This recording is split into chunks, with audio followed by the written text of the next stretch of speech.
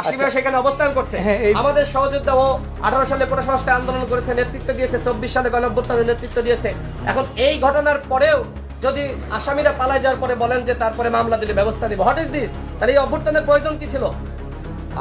আপনি আমাকে চিনেন না, আমাদেরকে চিনেন না। 18 সাল থেকে আমরা বিশ্ববিদ্যালয়ে কিভাবে আমরা রাজনীতি করেছি, মানুষের জন্য কথা বলেছি।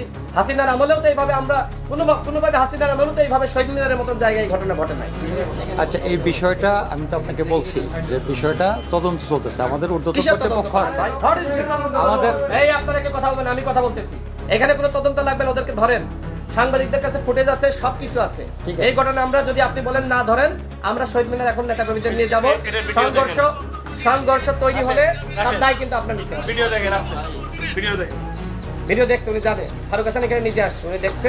এই ঘটনায় অবশ্যই আমাদের সাথে পর্যন্ত যান, আমরা সহযোগিতা করব, ওদেরকে আমরা চিনিয়ে দিব। এইভাবে ছাড় দিতে পারি না। আমাদের তো শরীরে রক্তক্ষরণ হচ্ছে।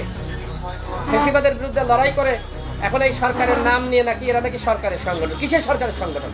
আমরা সরকার আইনগত ব্যবস্থা তো আপনি এইভাবে যেতে হবে আমাদের সাথে। আমরা যাব তো, আপনাকে আমি বলছি। আপনি যদি আসামি পালিয়ে যাওয়ার পরে যান তাহলে এটা হয় না।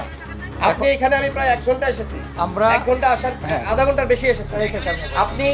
আপনি যদি পুলিশ পাঠাইতেন আমাদের কাছে তো সেভাবে বলেন যে ভাই পুলিশ পাঠালাম।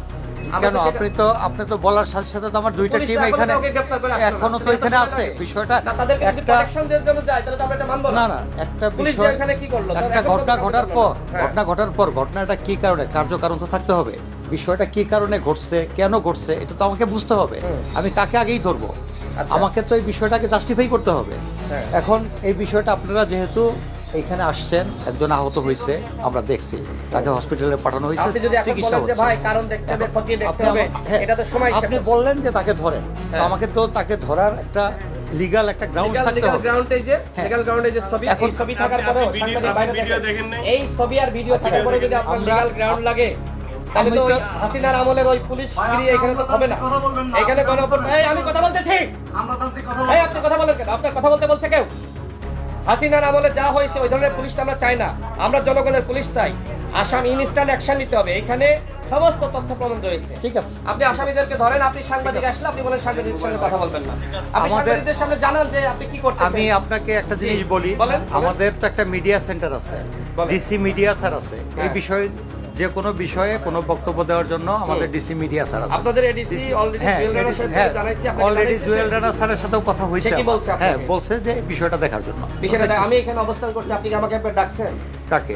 আমি তো এই মাত্রই তো আসলাম, আমি তো ঘটনাস্থল থেকে আসলাম। আপনি ঘটনাস্থলে কি আমি এখানে থাকা অবস্থায় আবার গিয়েছেন? হ্যাঁ, আমি এগুলা পুলিশ পাঠিয়েছি এখানে। আপনি যে থাকেন তাহলে তো আপনার ধরার কথা ছিল। তাহলে আমার তো এটা বিষয়টা তো আমাকে দেখতে হবে যে আসলে না তারা পালিয়ে যাওয়ার পরে যদি আপনি এটা অ্যাকশনে যান। আচ্ছা ঠিক আছে ভাই, এটা ঠিক আছে, আপনাকে বলছি, আপনি একটা আমাকে অভিযোগ দেন। অভিযোগ না দিলে আপনি করতে পারবেন না। আপনাকে তো আমি বলছি যে আপনি আমাকে একটা অভিযোগ দেন। এইভাবে প্রকাশ্যে মিডিয়ার সামনে হামলা চালানোর পরেও যদি আপনি ব্যবস্থা না। ভাই, আমরা জানি যে কোনটা রাইট আর কোনটা রং। আমরা যে কোনো বিষয়ের আইনগত সেবাটা আমরা চাই, যে জনমানুষের সেবার জন্য আমরা আসছি। আমরা সেই আগের মতো না, আমরা জনমানুষের সেবার জন্য এখানে আসছি। মানুষকে 100% সেবা দিতে হবে, এই শিক্ষাটা আমাদের হয়েছে। আমরা এই শিক্ষাটা নিয়েই আমরা মানুষকে সেবা করতে আপনার কাছে আসছি যে ওদেরকে না ধরলে তো ভাই দেরি হয়ে যাবে, এখন পালিয়ে যাবে। হ্যাঁ, তখন কি করবে? পালাবে কারা? ওরা। আমরা ধরবো যে অপরাধ করছে, অপরাধের যে দায় নিবে, মানে কারো একটু দায় থাকলে তারা অবশ্যই আইনের আওতায় আসবে। আপনি নিজেই জানেন। মামলা এখানে কি মামলা? একটা অভিযোগ, আপনি আমাকে একটা লিখিত একটা অভিযোগ দেন, আমি বাকিটুকু আমি করতেছি। আপনাকে তো বললাম যে বাকিটুকু আমরা করতেছি।